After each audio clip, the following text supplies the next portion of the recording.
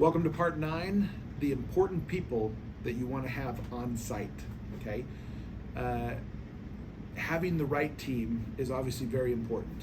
And a lot of times I know with any kind of property, people get a little bit scared with owning property because they're like, hey, I'm not a plumber, I'm not really good at, handyman stuff or whatever.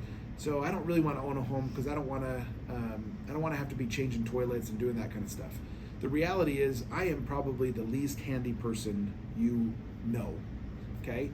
My wife, when we were first married, my dad bought a drill and he bought it for my wife, not for me, okay? It was because my wife's far more handy. She's the one putting things together.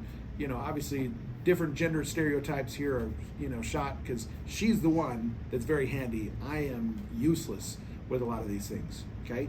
Yet I love business. I love doing this kind of stuff. That's where I kind of shine, right? And so I've been able to do these homes, and what I do is I just hire local experts, okay? Local people that are very good at whatever I need, okay? I do not have to be the expert. As long as I'm willing to pay and trust somebody that's local to do that, that's what you need, okay? You don't have to be the expert.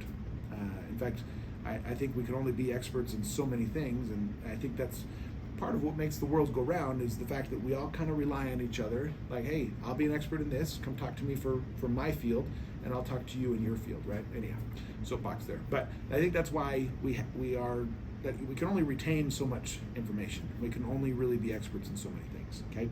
So who do you need on site? The number one person you need is a cleaner, okay? Somebody that will clean and take care of the home after each guest. Somebody that would be able to turn a home if somebody checks out at 11 and somebody's checking in at 4 p.m., same day, there's only a 5-hour gap there. Can they do it? So having a cleaner on site is super important. You need that person.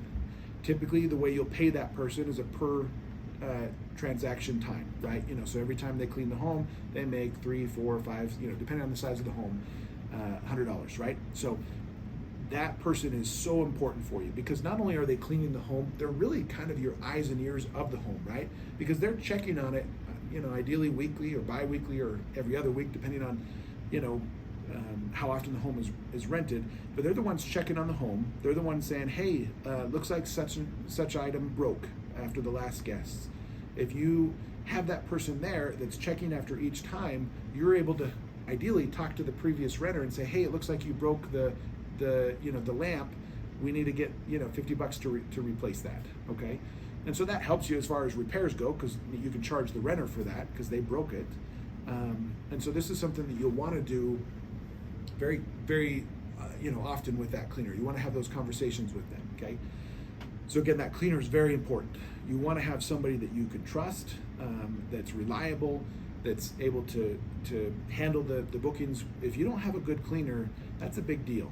Okay, so put some time and effort into that. Having the good cleaner is super important. Other people that you're going to want to have is if you have a pool or a hot tub, I would recommend having a professional clean it, right? Especially, so I've had pools and the guys that clean them are like, yeah, yours is used a lot, right? Normally on a normal house, we only have to backwash it, get rid of the stuff so much time. With yours, we're constantly treating it, making sure that the acidity is correct and stuff like that, chlorine levels, that kind of stuff, right? So having a pool guy on site checking it, typically they'll do this weekly, very important, okay? Same thing with a hot tub person. I mean, a hot tub's the same thing, just obviously smaller. Having somebody on site that does the hot tub or the pool, very important, okay? Other things that you're going to want to have is you're going to want to have it maintained, right, as a house, right? Just like any normal house, you're changing your filters, you're having your HVAC system, checked on, make sure that's good. I have a fireplace, I have that checked on. We have a snowplow guy for the winter one that's doing the road to make sure that the road's in shape so that they can actually access the home. That same home also has propane going to it because it's not natural gas, it's a big propane tank, and we have to make sure that that's serviced. Having things automatic is so important, okay? So having those people that just come back, hey, every year I have pest control too, making sure there's no bugs. Things that maybe you're like, hey, at my house, I just spray for pests. I don't have to worry about that. Or, hey, I kind of like to do it myself.